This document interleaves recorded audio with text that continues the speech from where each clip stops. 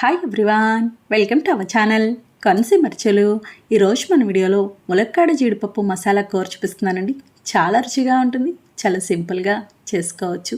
ఈ కూర మనకి ఎక్కువగా భోజనాల్లో వడ్డిస్తూ ఉంటారు కదండి, సేమ్ అలానే ఉంటుంది.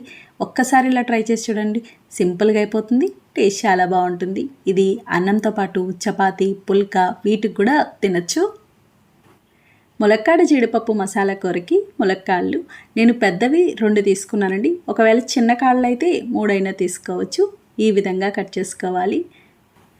ఇప్పుడు ముందుగా మిక్సీ జార్లో స్పూనున్నర జీడిపప్పు, 1 స్పూన్ గసగసాలు, 1 స్పూన్ పుచ్చపప్పు, వాటర్ మిలాన్ సీడ్స్ ఉంటాయి కదండి అవి, 1 స్పూన్ నువ్వులు వేసి మెత్తగా మిక్సీ పట్టుకోవాలి. ఇది కూర గ్రేవీ కోసం. చూడండి, ఇలా మిక్సీ పట్టుకున్నాం కదా. ఇప్పుడు ఇందులో కొన్ని నీళ్లు పోసుకొని ఇంకొకసారి మిక్సీ పట్టుకోవాలి. చాలా మెత్తగా ఉండాలి, మెత్తగా ఉంటే బాగుంటుంది. చూడండి, ఇలా మిక్సీ పట్టుకున్నాం కదా, ఈ విధంగా ఉండాలి. ఇప్పుడు ఇది పక్కన పెట్టేసుకుందాం, కూర చూద్దాము. ముందుగా ములక్కాడ ముక్కలను ఉడికించుకోవాలి. ఇవి ఒక గిన్నెలోకి వేసి తగినన్ని నీళ్లు పోసి కొంచెం సాల్ట్ వేసుకోవాలి. ఎక్కువ అవసరం పడదు, అదైనా ఇవి చప్పగా లేకుండా ఉంటాయని ఇలా ఒకసారి కలిపి మీడియం ఫ్లేమ్లో ఉడికించుకోవాలి. ఇవి చాలా త్వరగా ఉడుకుతాయి, అస్సలు టైం పట్టదు. కుక్కర్లో పెట్టద్దు, కుక్కర్లో పెడితే మరీ మెత్తగా అయిపోతాయి. చూడండి, ఇలా బాగా ఉడికినాయి కదా, ఈ విధంగా ఉడకాలి. ఇలా ఉడికితే సరిపోతుంది, ఇంతకన్నా మెత్తగా అయ్యే వరకు అవసరం పడదు. ఇప్పుడు ప్యాన్ పెట్టి నూనె వేసుకోవాలి. మసాలా కూర కాబట్టి నూనె కాస్త ఎక్కువే పడుతుంది. నూనె వేడయ్యాక చిన్నగా కట్ చేసిన ఉల్లిపాయ ముక్కలు, మీడియం సైజు ఉల్లిపాయలు 2, కొంచెం పసుపు, తగినంత ఉప్పు వేసి కలుపుకోవాలి. ఇలా బాగా కలిపి మీడియం ఫ్లేమ్లో ఉల్లిపాయ ముక్కలు ఎర్రగా వేయించుకోవాలి. చూడండి, వీళ్ళ బాగా వేగినాయి కదా, ఈ విధంగా వేగాలి. ఇలా వేగితే మనకి కూర గ్రేవీ కూడా బాగుంటుంది. ఇప్పుడు ఇందులో 1/2 స్పూన్ అల్లం వెల్లుల్లి పేస్ట్ వేసి పచ్చివాసన పోయే వరకు వేయించుకోవాలి. చూడండి, ఇది కూడా ఇలా వేగింది కదా. ఇలా వేగాక 1 స్పూన్ ధనియాలు జీలకర్ర కలిపిన పొడి, 1/2 స్పూన్ కారం వేసి కలుపుకోవాలి. కారం అంతగా తక్కువైతే తర్వాత చూసి వేసుకోవచ్చండి.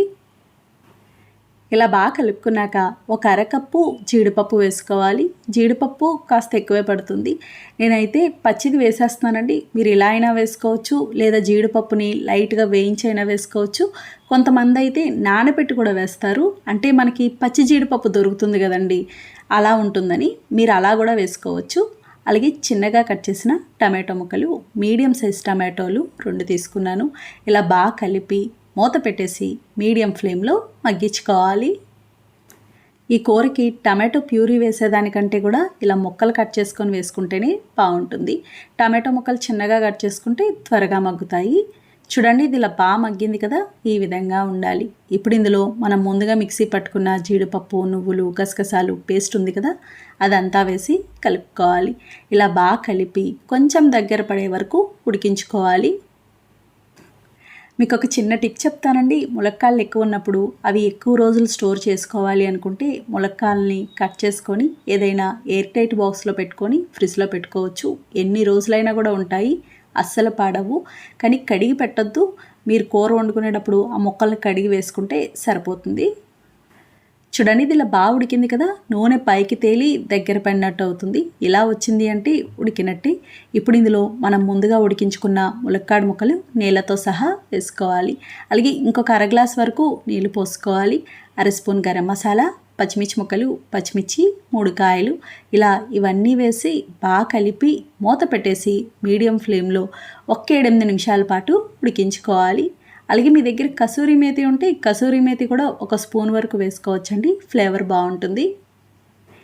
మనకి ఏ మసాలా కూర అయినా ఇలా నూనె పైకి తేలింది అంటే ఉడికినట్టే. ఈ విధంగా వచ్చే వరకు ఉడికించుకోవాలి. మధ్య మధ్యలో కలుపుతూ ఉండాలండి, అడుగంటకుండా ఉంటుంది. ఇలా ఉడికాక చివరిగా కొంచెం కొత్తిమీర వేసి కలిపి స్టవ్ ఆఫ్ చేసుకోవాలి. ఇంతేనండి, ములక్కాడ జీడిపప్పు మసాలా కూర తయారైంది. చాలా చాలా బాగుంటుంది. మీకు నచ్చితే కనుక ఇందులో మష్రూమ్స్ కూడా వేసుకోవచ్చు, ఆ కాంబినేషన్ కూడా బాగుంటుంది. ఒక్కసారి ట్రై చేసి చూడండి ఫ్రెండ్స్, ఇంట్లో అందరు ఇష్టంగా తింటారు. చూసారు కదా ఫ్రెండ్స్, చాలా సులభంగా తయారు చేసుకున్నాం. నచ్చిందండి వీడియో మీకు? నచ్చితే లైక్ చేయండి, షేర్ చేయండి, కమెంట్ చేయండి. Thank you for watching.